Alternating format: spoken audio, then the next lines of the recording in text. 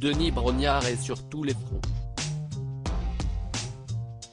Alors que la 22e saison de Koh-Lanta a débuté le 12 mars sur TF1, le présentateur de l'émission est également sur le devant de la scène littéraire avec la sortie de son roman, Un soldat presque exemplaire.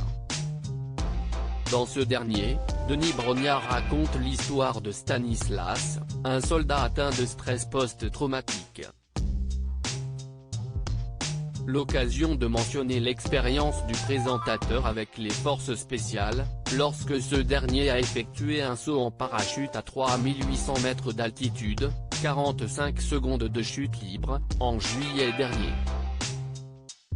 Alors qu'Anne-Elisabeth Lemoine loue la zénitude de Denis Brognard, elle révèle néanmoins que l'animateur de Koh-Lanta n'est pas aussi assuré que l'on pourrait le penser.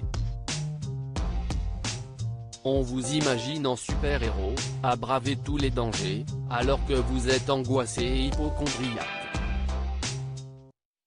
Si est-il vrai, confirme Denis Brognard avant d'ajouter, et j'ai le vertige. Aussi bizarre que ça puisse paraître. Un paradoxe qui rappelle immédiatement à Babette l'exemple de Johnny Hallyday, qui s'était fait élitreiller au-dessus du Stade de France alors qu'il était, lui aussi, sujet au vertige. On aime se faire du mal, je pense, répond Denis Brognard, amusé, avant de s'épancher sur ses propres angoisses. Denis Brognard se confie sur la mort de son père. Je suis hypocondriaque.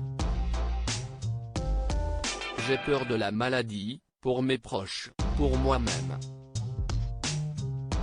Confie le présentateur avant d'ajouter, vous savez, j'ai perdu mon papa jeune, et si est-il quelque chose qui m'a marqué.